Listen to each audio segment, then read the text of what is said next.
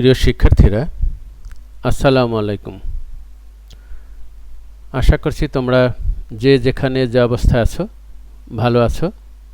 আজকের অনলাইন শ্রেণী কার্যক্রমে তোমাদের স্বাগত জানাচ্ছি। আমি মোহাম্মদ মুস্তাফিজুর রহমান, সহকারী অধ্যাপক, ব্যবস্থাপনা। আজকে আমরা আলোচনা করব ব্যবসায় সংগঠন ও ব্যবস্থাপনা প্রথম পত্র, যৌথ মূলধনী ব্যবসায়, অধ্যায় 5 এর কোম্পানির মূলধন এবং কোম্পানির মূলধন সংগ্রহের উৎসসমূহ। আজকের আলোচনা থেকে তোমরা কোম্পানির মূলধন ব্যাখ্যা করতে পারবে এবং কোম্পানির মূলধন কীভাবে সংগ্রহ করা যায় তার উৎসসমূহ বর্ণনা করতে পারবে। আমি আশা করছি তোমরা মনোযোগের সাথে আজকের আলোচনা শুনবে। শিক্ষার্থীরা, এই অধ্যায়ের অনেক কয়টা লেকচার আমরা দিয়েছি ইতিমধ্যে। আর দু একটি লেকচার দিলেই তোমাদের এই অধ্যায়টি শেষ হবে। তোমাদেরকে আরও একটা বিষয় জানাতে চাই যে খুব শীঘ্রই তোমাদের একটি পরীক্ষা নেওয়া হবে। আমি আশা করছি তোমরা সেই পরীক্ষায় সবাই অংশগ্রহণ করবে। তাহলে এবার আমরা মূল আলোচনায় ফিরি। কোম্পানির মূলধন কি? কোম্পানির মূলধন বলতে যে অর্থ বা সম্পদ নিয়ে কোম্পানি পরিচালিত হয় তাকে বোঝায়। অর্থাৎ কোম্পানির মূলধন বলতে শেয়ার মালিক ও অন্যান্য উৎস থেকে সংগৃহীত নগদ অর্থ এবং এর যাবতীয় স্থাবর অস্থাবর সম্পত্তিকে বোঝানো হয়ে থাকে, যার সাহায্যে কোম্পানি পরিচালিত হয়। তোমরা জানো যে একটি কোম্পানির মালিক হচ্ছে শেয়ার হোল্ডাররা।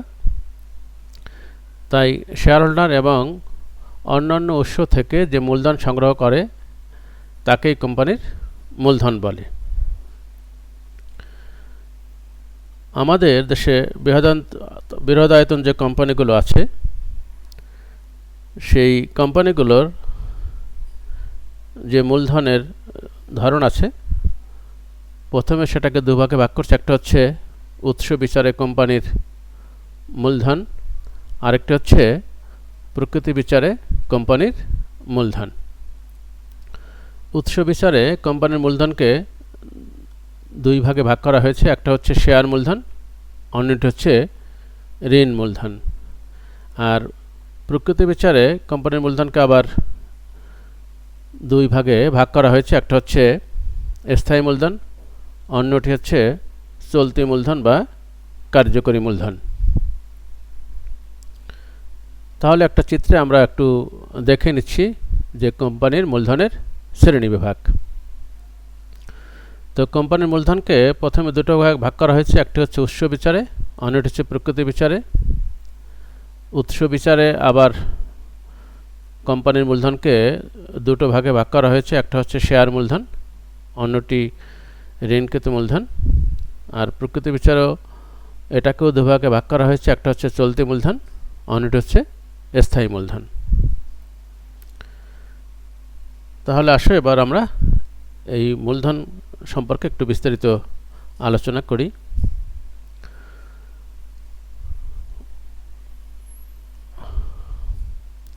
তো প্রথমে হচ্ছে উৎস বিচারে, সেটা হচ্ছে শেয়ার মূলধন। জনগণের কাছ থেকে শেয়ার বিক্রয় করে যৌথ মূলধনী ব্যবসায় যে পুঁজি সংগ্রহ করে তাকে কোম্পানির শেয়ার মূলধন বলে। প্রিয় শিক্ষার্থীরা, তোমরা জানো যে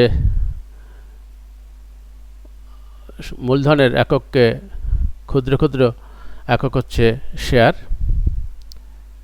তো যখন একটি কোম্পানির মূলধনের প্রয়োজন হয় তখন জনগণের নিকট, বিশেষ করে পাবলিক লিমিটেড কোম্পানি জনগণের নিকট শেয়ার বিক্রি করতে পারে এবং শেয়ার বিক্রয় করে কোম্পানি তার পুঁজি সংগ্রহ করে। সাধারণ শেয়ার বিক্রয় করে যে মূলধন সংগৃহীত হয় তাকে সাধারণ শেয়ার মূলধন বলে। আমাদের দেশের কোম্পানিসমূহ সাধারণত সাধারণ শেয়ার ইস্যু করে এরূপ মূলধন সংগ্রহ করে থাকে। তবে ক্ষেত্রবিশেষে অগ্রাধিকার শেয়ার বিক্রয় করেও কখনো কখনো মূলধন সংগ্রহ করা হয়ে থাকে। এবার আসো ঋণ মূলধন। কোম্পানি তার শেয়ার মালিকদের বাইরে অন্য উৎস থেকে যে অর্থ বা মূলধন সংগ্রহ করে তাকে ঋণ মূলধন বলে। পাবলিক লিমিটেড কোম্পানি দীর্ঘমেয়াদী বিনিয়োগের জন্য ঋণপত্র বা বন্ড বিক্রয় করে ঋণ মূলধন সংগ্রহ করে। এর বাইরে বিভিন্ন ব্যাংক, আর্থিক প্রতিষ্ঠান থেকে সংগৃহীত ঋণ, ব্যবসায় ঋণ ইত্যাদি কোম্পানির ঋণ মূলধনের উল্লেখযোগ্য উৎস হিসাবে বিবেচিত হয়। তাহলে কি দাঁড়ালো যে কোম্পানি তার শেয়ার মালিকদের বাইরে বা শেয়ার ইস্যুর বাইরে অন্য যে উৎস থেকে অর্থ বা মূলধন সংগ্রহ করে তাকে ঋণ মূলধন বলে। এই ঋণ মূলধন সংগ্রহের জন্য কোম্পানি দীর্ঘমেয়াদী বিনিয়োগের জন্য ঋণপত্র বা বন্ড বিক্রয় করে সংগ্রহ করতে পারে। তাছাড়া বিভিন্ন ব্যাংক, আর্থিক প্রতিষ্ঠান থেকেও ঋণ নিয়ে ঋণ মূলধন সংগ্রহ করা যায়। এবার আসো প্রকৃতি বিচারে। তো প্রথম হচ্ছে মূলধন কোন ধরনের, এর কার্যকারিতা কোন প্রকৃতির, সে বিচারে মূলধনকে আমরা প্রকৃতি বিচারে মূলধন বলতে পারি। এবং এই প্রকৃতি বিচারে মূলধনকে আমি আগেই বলেছি যে দুটো ভাগে ভাগ করেছে, একটা হচ্ছে চলতি মূলধন, অন্যটি স্থায়ী মূলধন। তো প্রথমে আমি আলোচনা করব স্থায়ী মূলধন। কোম্পানির মূলধনের যেই অংশ প্রতিষ্ঠানের স্থায়ী সম্পদ ক্রয়ে ব্যবহৃত হয় তাকে স্থায়ী মূলধন বলে। আমি আবার বলছি, কোম্পানির মূলধনের যে অংশ প্রতিষ্ঠানের স্থায়ী সম্পদ ক্রয়ে ব্যবহৃত হয় তাকে স্থায়ী মূলধন বলে। যেমন দুঃখিত, একটি প্রতিষ্ঠানের ভূমি, দালানকোঠা, যন্ত্রপাতি, আসবাবপত্র, যানবাহন ইত্যাদি কোম্পানির কি স্থায়ী সম্পত্তি। এই স্থায়ী সম্পত্তি ক্রয়ের ক্ষেত্রে যখন কোনো মূলধন ব্যবহার করা হয় তখন তাকে আমরা বলি স্থায়ী মূলধন। আমি আবার বলছি, কোম্পানির মূলধনের যে অংশ প্রতিষ্ঠানের স্থায়ী সম্পদ ক্রয়ে ব্যবহৃত হয় তাকে বলে স্থায়ী মূলধন। তাহলে স্থায়ী সম্পদগুলো কী কী? তোমরা জানো যে ভূমি, দালানকোঠা, যন্ত্রপাতি, আসবাবপত্র, যানবাহন ইত্যাদি। এই যে আমি স্থায়ী সম্পত্তিগুলোর নাম বললাম, এই সকল সম্পত্তি ক্রয়ের ক্ষেত্রে যখন যে মূলধন ব্যবহৃত হবে তাকে আমরা বলবো স্থায়ী মূলধন। চলতি মূলধন হচ্ছে কোম্পানির উৎপাদন কার্য পরিচালনা, মালামাল ক্রয় এবং দৈনন্দিন ব্যয় নির্বাহের জন্য যে অর্থ সম্পদ ব্যয় করা হয় তাকে বলে চলতি মূলধন। আমি আবার বলছি, কোম্পানির উৎপাদন কার্য পরিচালনা, মালামাল ক্রয় এবং দৈনন্দিন ব্যয় নির্বাহের জন্য যে অর্থ সম্পদ ব্যয় করা হয় তাকে বলা হয় চলতি মূলধন। একটা কোম্পানির হাতে পর্যাপ্ত এ ধরনের মূলধন না থাকলে কোম্পানির স্থায়ী মূলধন বা সম্পদকে কাজে লাগানো যায় না। আমাদের চলতি মূলধনের যেমন কাকে বলে, আমরা বলি নগদ টাকা বা ব্যাংকে জমা টাকা থাকলে সেগুলোকে আমরা বলি চলতি মূলধন। তাহলে কোম্পানির দৈনন্দিন কার্য পরিচালনা, মালামাল ক্রয় এবং উৎপাদন কার্য পরিচালনার জন্য যে ব্যয় করা হয় তাকে আমরা বলি চলতি মূলধন। এই চলতি মূলধন যদি একটি কোম্পানির না থাকে তাহলে কোম্পানির যে স্থায়ী মূলধন বা যে স্থায়ী সম্পদগুলো আছে সেগুলোকে কাজে লাগানো যায় না। এই হচ্ছে মোটামুটি কোম্পানির মূলধনের শ্রেণীবিভাগ। আশা করছি তোমরা বিষয়টি বুঝতে পেরেছ।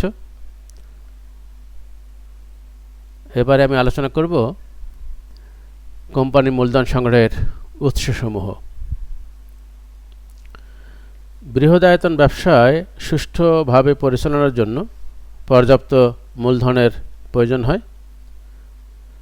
ভূমি, দালানকোঠা, যন্ত্রপাতি ইত্যাদির জন্য দীর্ঘমেয়াদী মূলধনের প্রয়োজন হয়। আবার কাঁচামাল, শ্রমিকদের বেতন, যাতায়াতের খরচসহ দৈনন্দিন খরচ নির্বাহের জন্য স্বল্পমেয়াদী মূলধনের প্রয়োজন পড়ে। তো আমরা এই মূলধনের উৎসগুলো এখন বিস্তারিত আলোচনা করব। তো প্রথমে হচ্ছে দীর্ঘমেয়াদী মূলধন সংস্থানের উৎসসমূহ। সাধারণত 5 বছর বা এর অধিক সময় ব্যবহারের জন্য কোম্পানিতে যে মূলধন সংগ্রহ করা হয় তাকে দীর্ঘমেয়াদী মূলধন বলে। আমি আবার বলছি, সাধারণত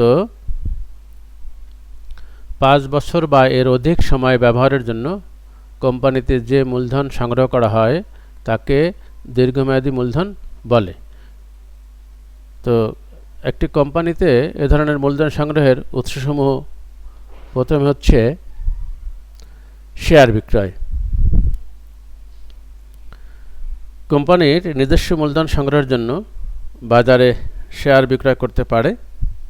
আমি আগেই বলেছিলাম যে পাবলিক লিমিটেড কোম্পানি প্রয়োজনে সাধারণের নিকট শেয়ার বিক্রি করতে পারে এবং এই শেয়ার বিক্রি করে সংগৃহীত অর্থ ব্যবসায় বিলোপের পূর্ব পর্যন্ত ফেরত দেওয়ার প্রশ্ন আসে না। অর্থাৎ শেয়ার বিক্রি করে যে টাকা আসে বা পুঁজি আসে সেটা কোম্পানি যতদিন পর্যন্ত বিলোপ সাধন না ঘটে ততদিন পর্যন্ত ফেরত দিতে হয় না।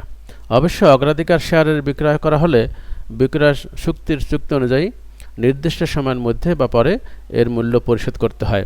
সাধারণ শেয়ার যখন বিক্রি করা হয় তখন ব্যবসা বিলোপ না হওয়া পর্যন্ত সেই শেয়ারের টাকা পরিশোধ করার প্রয়োজন হয় না বা প্রশ্ন আসে না। তবে অগ্রাধিকার শেয়ার বিক্রয় করা হলে বিক্রয়ের যে চুক্তির শর্ত থাকে সেই শর্ত নির্দিষ্ট সময়ের মধ্যে বা পরে এর মূল্য পরিশোধ করতে হয়। এরপর হচ্ছে ঋণপত্র বিক্রয়। পাবলিক লিমিটেড কোম্পানির ঋণপত্র বিক্রয়ের মাধ্যমে ব্যবসায় দীর্ঘমেয়াদী অর্থ সংস্থান করতে পারে। পাবলিক লিমিটেড কোম্পানি ঋণপত্র বিক্রয়ের মাধ্যমে ব্যবসায় দীর্ঘমেয়াদে অর্থ সংস্থান করতে পারে বা পুঁজি সংস্থান করতে পারে। ঋণপত্র গ্রহীতার নির্দিষ্ট হারে সুদ প্রদান করা হয়। ঋণপত্রের বিপক্ষে সংগৃহীত অর্থ চুক্তির শর্ত অনুযায়ী পরিশোধ করতে হয়। তাহলে কি দাঁড়ালো যে পাবলিক লিমিটেড কোম্পানি ঋণপত্র বিক্রয়ের মাধ্যমে ব্যবসায় দীর্ঘমেয়াদে অর্থ সংস্থান করতে পারে এবং ঋণপত্র যারা ক্রয় করবে বা গ্রহীতা তাদেরকে নির্দিষ্ট হারে সুদ দিতে হয় এবং ঋণপত্রের বিপক্ষে সংগৃহীত অর্থ চুক্তিতে যে শর্ত থাকে কখন পরিশোধ করতে হবে, কিভাবে পরিশোধ করবে সেভাবে সেটা পরিশোধ করতে হয়। এরপর হচ্ছে সঞ্চিত তহবিল। তো সঞ্চিত তহবিল হচ্ছে একটি কোম্পানি তার অর্জিত মুনাফার সবটুকু লভ্যাংশ আকারে বন্টন না করে এর অংশবিশেষ বিভিন্ন সঞ্চিত হিসাবে জমা করে। এই অর্থ কোম্পানি প্রয়োজনে দীর্ঘমেয়াদে বিনিয়োগ করতে পারে। তাহলে কি দাঁড়ালো, একটি কোম্পানি যখন কোনো ব্যবসা করে তখন সে তো লাভ করার জন্য করা মুনাফা হয়। যখন মুনাফা হবে সেই অর্জিত মুনাফার সবটুকু সে শেয়ার হোল্ডারদের মধ্যে বন্টন করে না, কিছুটা অংশ রেখে দেয় সঞ্চিত হিসাবে। এই সঞ্চিত টাকা পরবর্তীতে প্রয়োজনে দীর্ঘমেয়াদে বিনিয়োগ করতে পারে। আমি আবার একটু ব্যাখ্যা দিই। মনে করো একটি প্রতিষ্ঠান, একটি কোম্পানি 1 লক্ষ টাকা লাভ করলো, সে 80,000 টাকা শেয়ার হোল্ডারদের মধ্যে বন্টন করলো, বাকি 20,000 টাকা সে রেখে দিল। এই যে রেখে দিল এটা সঞ্চিত তহবিলে নামে রাখলো এবং পরবর্তী কখনো সময় যদি প্রতিষ্ঠানের দরকার হয়, দীর্ঘমেয়াদী বিনিয়োগ করার দরকার হয়, তখন এই সঞ্চিত তহবিল থেকে সেটা ব্যয় করতে পারে বা বিনিয়োগ করতে পারে। এবারে আসো অবলেখক। অবলেখক হচ্ছে চুক্তি অনুযায়ী কোম্পানির শেয়ার ও ঋণপত্র বিক্রয়ে নিয়োজিত প্রতিষ্ঠানকে অবলেখক বলে। অবলেখক কাকে বলে? যে প্রতিষ্ঠান কোম্পানির শেয়ার ও ঋণপত্র বিক্রয়ের দায়িত্ব নিয়ে থাকে বা বিক্রয় করে থাকে। তাকে আমরা বলি অবলেখক। তাহলে কি দাঁড়ালো? চুক্তি অনুযায়ী কোম্পানির শেয়ার ও ঋণপত্র বিক্রয়ে নিয়োজিত প্রতিষ্ঠানকে অবলেখক বলে। এই অবলেখকগণ কোম্পানির শেয়ার ও ঋণপত্র বিক্রয়ের ঝুঁকি গ্রহণ করে। চুক্তি অনুযায়ী যদি সম্পূর্ণ শেয়ার বিক্রয় না হয় তাহলে সেই বাকি শেয়ার নিজেরাই ক্রয় করে এবং কোম্পানিতে অর্থ সংস্থান করে। তাহলে একজন অবলেখক কী করে?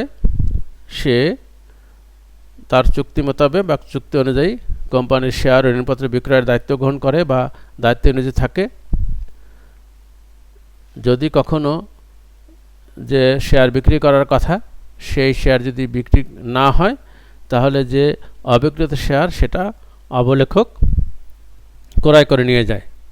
যদিও এটা এক ধরনের শেয়ার বিক্রয়ের মধ্যেই পড়ে। আর যদি সব শেয়ার বিক্রি হয়ে যায় তখন অবলেখককে আর সেই বাড়তি শেয়ার বাকি থাকে না, কিনতেও হয় না। কিন্তু যদি কোনো শেয়ার বিক্রয় না হয়, অবিক্রিত থাকে, তখন সেই অবিক্রিত শেয়ার অবলেখককে নিতে হয়। এই জন্য অবলেখকের একটু ঝুঁকি থাকে। যাই হোক, আমি যদি একটা উদাহরণ দিয়ে তোমাদেরকে বোঝানোর চেষ্টা করি। মনে করো 10 লক্ষ শেয়ার বিক্রয়ের জন্য একজন অবলেখক আমরা চুক্তি করলো কোম্পানিটি। এখন সেখানে দেখা গেল যে 9 লক্ষ শেয়ার সাধারণ জনগণের মধ্যে বিক্রি হয়ে গেছে বা আবেদন পড়েছিল, সেগুলো বিক্রি করা হয়েছে, কিন্তু 1 লাখ শেয়ার বিক্রি হয়নি। তখন অবলেখক এই যদি চুক্তি থাকে, শর্ত থাকে যে অবিক্রিত শেয়ার তাকে ক্রয় করতে হবে, তখন এই অবলেখক সেই শেয়ারগুলো ক্রয় করে নেবে। তাহলে অবলেখক কাকে বলে? চুক্তি অনুযায়ী কোম্পানির শেয়ার ও ঋণপত্র বিক্রয়ের নিয়োজিত প্রতিষ্ঠানকে আমরা বলবো অবলেখক। আবার এই অবলেখককে তোমাকে সম্মান দিতে হয় বা অবলেখকের জন্য তোমাকে চার্জ দিতে হয়। ঠিক আছে? এরপর হচ্ছে শিল্প ব্যাংক। দেশের শিল্পায়নে সকল দেশেই শিল্প ব্যাংক বা অনুরূপ ঋণদানকারী প্রতিষ্ঠান গড়ে ওঠে। এ ধরনের ব্যাংক শিল্পক্ষেত্রে দীর্ঘমেয়াদে অর্থ সংস্থান করে। বাংলাদেশে আমাদের শিল্প ব্যাংকের মধ্যে আছে যেমন বাংলাদেশ উন্নয়ন ব্যাংক লিমিটেড। বাংলাদেশের এই শিল্প বা বড় বড় প্রতিষ্ঠানে ঋণ দিয়ে থাকে, দীর্ঘমেয়াদী ঋণ দিয়ে থাকে। অন্যান্য ব্যাংক বা কিছু অর্থ লগ্নিকারী বা বিনিয়োগকারী প্রতিষ্ঠান আছে, তারাও দীর্ঘমেয়াদে বিভিন্ন বৃহদায়তন প্রতিষ্ঠানকে বা কোম্পানিকে ঋণ দিয়ে থাকে। এরপর হচ্ছে বন্ধকি বা অন্যান্য ব্যাংক। বিভিন্ন স্থাবর সম্পত্তি বন্ধক রেখে বন্ধকি ব্যাংকসমূহ ব্যবসায় দীর্ঘমেয়াদী অর্থ সংস্থান করে। ভূমি বন্ধকি ব্যাংক এরূপ উৎসের একটি উদাহরণ হিসেবে আমরা দিতে পারি। যদিও বাংলাদেশে ধরনের কোনো ব্যাংক নেই, আমাদের দেশে বাণিজ্যিক ব্যাংকসমূহ কোম্পানির স্থাবর সম্পত্তি বন্ধক রেখে দীর্ঘমেয়াদী ঋণ দিয়ে থাকে। তাহলে যদি কোনো প্রতিষ্ঠান যে ব্যাংক স্থাবর সম্পত্তি বন্ধক রেখে কোনো কোম্পানিকে ঋণ দেয়, সেই ধরনের প্রতিষ্ঠানকে আমরা বলি বন্ধকি বা অন্যান্য। বন্ধকি ব্যাংক আমাদের দেশের নাই, তবে বিভিন্ন ব্যাংক আছে, যেমন সোনালী ব্যাংক, অগ্রণী ব্যাংক, জনতা ব্যাংক বা বিভিন্ন প্রাইভেট ব্যাংক যেগুলো আছে, সেগুলো আমাদের এই বিভিন্ন কোম্পানি যখন ঋণ চায় তখন তাদের স্থাবর সম্পত্তি বা যেটাকে স্থায়ী সম্পত্তি আমরা বলি, সেগুলো বন্ধক রেখে তারা মূলধন ঋণ নিয়ে মূলধন সংগ্রহ করতে পারে। এবার হচ্ছে নন ব্যাংক আর্থিক প্রতিষ্ঠান। তো নন ব্যাংক আর্থিক প্রতিষ্ঠান হচ্ছে ব্যাংকের ন্যায় আমানত সংগ্রহ করে না, তবে নিজস্ব উৎস থেকে বিভিন্ন ব্যবসায় দীর্ঘ বা মধ্যম মেয়াদে অর্থ সংস্থান করে। এমন যে নন ব্যাংক আর্থিক প্রতিষ্ঠানসমূহ বিভিন্ন কোম্পানিতে দীর্ঘমেয়াদী মূলধন সংস্থান করে থাকে, ঋণ দিয়ে থাকে।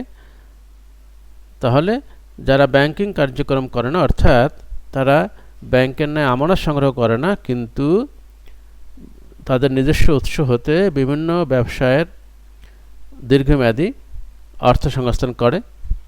আমাদের দেশে এরকম প্রতিষ্ঠান হচ্ছে আইডিএলসি, এইচবিএফসি, ডেল্টা ব্র্যাক হাউজিং, এইসব প্রতিষ্ঠান আছে যেগুলো নন ব্যাংকিং প্রতিষ্ঠান হিসাবে আছে, কিন্তু তারা বিভিন্ন কোম্পানিকে বা বিভিন্ন ব্যবসায় দীর্ঘমেয়াদে অর্থ সংস্থান করে। এবার হচ্ছে বিনিয়োগকারী প্রতিষ্ঠান। সকল দেশেই দীর্ঘমেয়াদে ব্যবসায় অর্থ সংস্থানের জন্য বিনিয়োগ ব্যাংক বা বিভিন্ন বিনিয়োগকারী প্রতিষ্ঠান কাজ করে। আমাদের দেশের ICB, investment corporation of Bangladesh, এই বিনিয়োগকারী প্রতিষ্ঠান হিসেবে দায়িত্ব পালন করে থাকে। বীমা প্রতিষ্ঠান। সকল দেশেই বীমা প্রতিষ্ঠান বৃহদায়তন ব্যবসায় দীর্ঘমেয়াদী ঋণ সরবরাহ ও পুঁজি সংস্থানের একটি গুরুত্বপূর্ণ উৎস হিসেবে বিবেচিত হয়। আমাদের দেশে বীমা প্রতিষ্ঠান ব্যাপকভাবে গড়ে না ওঠায় দীর্ঘমেয়াদী অর্থ সংস্থানের ভূমিকা যা পালন করতে হয় সেটা তারা পালন করতে পারে না। বিদেশি সংস্থা। বিদেশি বিভিন্ন আর্থিক সংস্থা কেন্দ্রীয় ব্যাংকের নির্দেশনা মেনে বড় বড় কোম্পানি সংগঠনে অর্থ সংস্থান করে। আমাদের দেশের সুদের হার বেশি হয় জাপান বা অন্যান্য ইউরোপিয়ান আর্থিক সংস্থাগুলো দেশের টেক্সটাইল সহ বড় বড় কোম্পানিতে ইতোমধ্যে যথেষ্ট মূলধন সংস্থান করেছে। অর্থাৎ আমাদের দেশের যে ব্যাংক বা অন্যান্য প্রতিষ্ঠানগুলো যারা দীর্ঘমেয়াদে ঋণ দিয়ে থাকে, তাদের ঋণের সুদের হার তুলনামূলকভাবে বিদেশি প্রতিষ্ঠান বা সংস্থার থেকে বেশি। তাই বিদেশি সংস্থাও থেকে অনেক সময় ঋণ নেওয়া যায়। বিশেষ করে আমাদের টেক্সটাইল খাতে বড় বড় কোম্পানিগুলো এরূপ ঋণ নিয়ে থাকে এবং তাদের সুদের হার তুলনামূলকভাবে অনেক কম, এবং অবশ্যই সেটা আমাদের দেশের বাংলাদেশ ব্যাংকের নির্দেশনা মেনে করতে হবে। এবার হচ্ছে সম্পত্তি বিক্রয়। অনেক সময় ব্যবসায়ের অব্যবহৃত সম্পদ বিক্রয় করেও দীর্ঘমেয়াদে ব্যবসায়ের অর্থ সংস্থান করা যায়। এক্ষেত্রে অপ্রয়োজনীয় ভূমি ও যন্ত্রপাতি বিক্রয়ের খাত হিসাবে বিবেচিত হয়। অর্থাৎ আমি আবার বলছি, অনেক সময় ব্যবসায়ের অব্যবহৃত সম্পদ বিক্রয় করেও দীর্ঘমেয়াদে ব্যবসায়ের অর্থ সংস্থান করা যায়। তো সেক্ষেত্রে অনেক সময় বিবেচনা করা হয়, যেমন অনেক ভূমি আছে যেগুলো ব্যবহৃত হয় না, বা অনেক যন্ত্রপাতি থাকে যেগুলো ব্যবহৃত হয় না, সেই সকল অব্যবহৃত ভূমি ও যন্ত্রপাতি বিক্রয় করে মূলধন সংগ্রহ করা যায়। তবে কখনো কোনো অব্যবহৃত না ব্যবহৃত ভূমিও বিক্রয় করে মূলধন সংগ্রহ করে আবার পরবর্তীতে প্রয়োজন হলে আবার সম্পত্তি ক্রয় করে ফেলে। এবার আমি আলোচনা করব স্বল্পমেয়াদী অর্থ সংস্থানের উৎসসমূহ। তো স্বল্পমেয়াদী অর্থ সংস্থানের উৎসসমূহ হচ্ছে সাধারণত 1 বছর বা তার কম সময়ের জন্য কোম্পানিতে যে মূলধন সংগ্রহ করা হয় তাকে স্বল্পমেয়াদী মূলধন বলে। তাহলে কি দাঁড়ালো? সাধারণত 1 বছর বা তার কম সময়ের জন্য 1 বছর বা তার কম সময়ের জন্য কোম্পানিতে যে মূলধন সংগ্রহ করা হয় তাকে স্বল্পমেয়াদী মূলধন বলে। আর দীর্ঘমেয়াদী মূলধন সংগ্রহ হচ্ছিল সাধারণত 5 বছরের বা এর অধিক সময়ের জন্য। যখন আমরা মূলধন সংগ্রহ করি তখন সেটাকে বলি দীর্ঘমেয়াদী। আর স্বল্পমেয়াদী হচ্ছে 1 বছর বা তার কম সময়ের জন্য কোম্পানিতে মূলধন সংগ্রহ করা হয় তাকে স্বল্পমেয়াদী মূলধন বলে। তাহলে এবার আসো আমরা স্বল্পমেয়াদী মূলধন সংগ্রহের উৎসগুলো একটু জেনে নিই। প্রথমে হচ্ছে মালিকদের নিজস্ব তহবিল। মালিকদের নিজস্ব তহবিল। তো প্রাইভেট লিমিটেড কোম্পানির স্বল্পমেয়াদী মূলধন সংগ্রহের গুরুত্বপূর্ণ উৎস হল শেয়ার হোল্ডার বা পরিচালকদের নিকট থেকে সংগৃহীত ঋণ। তাহলে আমরা জানি যে এই যৌথ মূলধনের কোম্পানি হয় দুই ধরনের, একটা হচ্ছে প্রাইভেট লিমিটেড কোম্পানি, অন্যটা হচ্ছে পাবলিক লিমিটেড কোম্পানি। তো প্রাইভেট লিমিটেড কোম্পানির ক্ষেত্রে স্বল্পমেয়াদী মূলধন সংগ্রহের গুরুত্বপূর্ণ উৎস হলো শেয়ার হোল্ডার বা যারা যারা শেয়ার হোল্ডার থাকে বা প্রতিষ্ঠানের পরিচালক যারা থাকে তাদের থেকে সংগৃহীত ঋণ। জরুরি প্রয়োজন পূরণে অন্য কোনো উৎস থেকে ঋণ করা না গেলে সেক্ষেত্রে শেয়ার হোল্ডার বা পরিচালকগণ স্বল্প সময়ের জন্য কোম্পানিতে ঋণ দিতে পারেন। পরবর্তীতে প্রত্যাশিত অর্থ পাওয়া গেলে উক্ত ঋণ পরিশোধ করে দেয়া হয়। তাহলে কি দাঁড়ালো যে প্রাইভেট লিমিটেড কোম্পানির স্বল্পমেয়াদী মূলধন সংগ্রহের গুরুত্বপূর্ণ উৎস হলো শেয়ার হোল্ডার বা পরিচালকদের নিকট থেকে সংগৃহীত ঋণ, এবং জরুরি প্রয়োজনের সময় অন্য কোনো উৎস থেকে কোনো যদি ঋণ সংগ্রহ করা না যায় তাহলে এই পরিচালকগণ বা শেয়ার হোল্ডারগণ বা পরিচালক নিকট থেকে কোম্পানি ঋণ নিতে পারেন। পরবর্তী সময়ে যখন এই অর্থ আবার সংগ্রহ করা যায় অন্য সোর্স থেকে, অন্য উৎস থেকে, তখন এই ঋণ পরিশোধ করে দেওয়া হয়। ঘনিষ্ঠদের বা ঘনিষ্ঠজনদের নিকট থেকে ঋণ। কোম্পানিতে, বিশেষ করে প্রাইভেট লিমিটেড কোম্পানিতে জরুরি প্রয়োজন পূরণে অনেক সময় পরিচালক বা শেয়ার হোল্ডারগণ কোনো দিক থেকেই অর্থ সংগ্রহে সমর্থ না হলে নিজ আত্মীয় স্বজন বা বন্ধু বান্ধবগণের নিকট থেকে স্বল্প মেয়াদে ঋণ বা ধার হিসাবে অর্থ সংগ্রহ করতে পারে, এবং এই সব ঋণ যখন করা হয় যত শীঘ্র সম্ভব তাড়াতাড়ি সেটা পরিশোধ করতে হয়। অর্থাৎ ঘনিষ্ঠজনদের কথা বলা হয়েছে, যখন শেয়ার হোল্ডাররাও ঋণ দিতে পারলো না বা পরিচালকরা ঋণ দিতে পারলো না, তখন তারা কি করেন, তাদের আত্মীয় স্বজন, বন্ধু বান্ধব, নিকটাত্মীয় এদের কাছ থেকে ঋণ বা ধার নিয়ে অর্থ সংগ্রহ করে থাকে। সেটাকে আমরা বলি ঘনিষ্ঠজনদের নিকট থেকে ঋণ। এটা অবশ্যই স্বল্প মেয়াদে এবং যত শীঘ্র সম্ভব সেটা আবার পরিশোধ করে দিতে হয়। এরপর হচ্ছে বাণিজ্যিক ব্যাংক। প্রত্যেকটা দেশেই বাণিজ্যিক ব্যাংক স্বল্পমেয়াদী ঋণের অন্যতম উৎস হিসেবে কাজ করে থাকে। ব্যাংক হতে নগদ ঋণ ও জমাতিরিক্ত ঋণ নিয়ে যৌথ মূলধনী কোম্পানিসমূহ ব্যবসায় স্বল্পমেয়াদী অর্থ সংস্থান করতে পারে। তাহলে ব্যাংক হতে ঋণ, নগদ ঋণ অথবা ব্যাংক জমাতিরিক্ত ঋণ নিয়ে, ব্যাংক জমাতিরিক্ত ঋণ হচ্ছে যে তোমার যে ব্যাংকে টাকা জমা থাকে তার অতিরিক্ত তুমি টাকা তুলতে পারবে, তবে সব গ্রাহক এটা পারে না। এটা বিশেষ বিশেষ ক্ষেত্রে যেসব কোম্পানি ভালো বা তাদের ব্যাংকের সাথে লেনদেন ভালো, অর্থাৎ ব্যাংকের সাথে তার সম্পর্ক ভালো বা ব্যাংক তাদেরকে বিশ্বাস করে, তাহলে তখন একটা নির্দিষ্ট পরিমাণ টাকা তাদের যে জমা তার চেয়েও অধিক টাকা, একটা পরিমাণ টাকা তারা তুলতে পারে। সেটাকে বলা হয় ব্যাংক জমাতিরিক্ত বা ব্যাংক ওভারড্রাফট। এই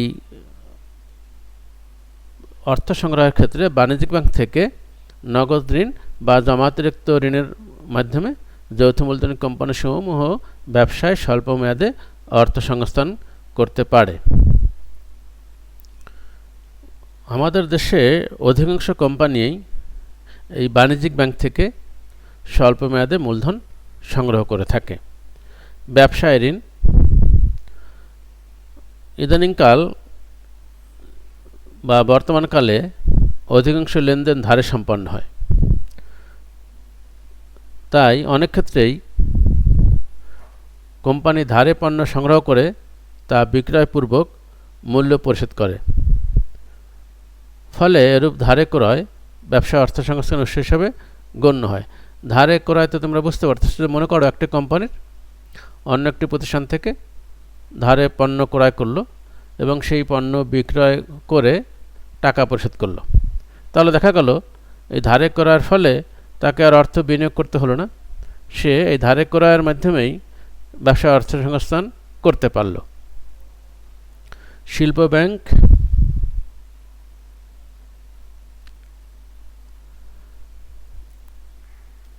ও ভূমি বন্ধকি ব্যাংক।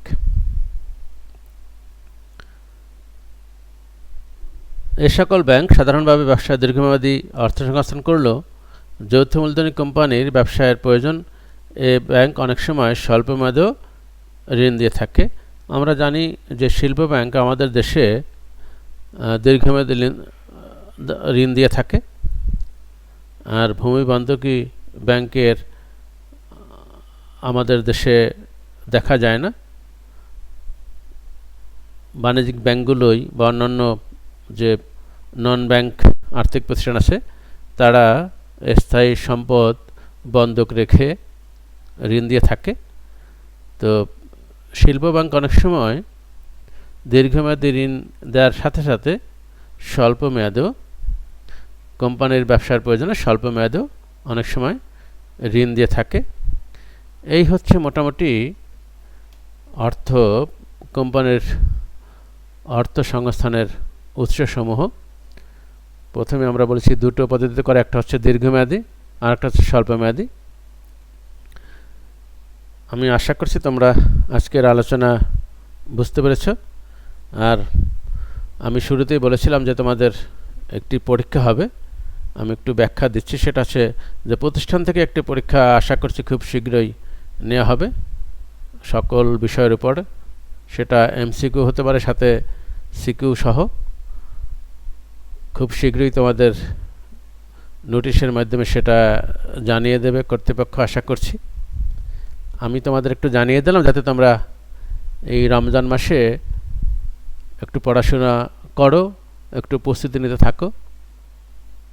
আমি আশা করছি এই পরীক্ষার মাধ্যমে তোমাদের যে বিগত দিনে যে ক্লাসগুলো তোমরা করেছো বিভিন্ন বিষয়ের, সেগুলো কেমন করেছো, কি পারো না, সেটা একটি যাচাই বাছাই হয়ে যাবে এবং তোমরা সকলে সেই পরীক্ষা অংশগ্রহণ করবে। প্রয়োজন ছাড়া একদম বাইরে বের হবে না। যদি কখনো বের হও তাহলে অবশ্যই মাস্ক পরবে এবং সামাজিক দূরত্ব বজায় রাখবে। আজকের অনলাইন শ্রেণী কার্যক্রমে অংশগ্রহণের জন্য তোমাদের আবারও অনেক অনেক ধন্যবাদ।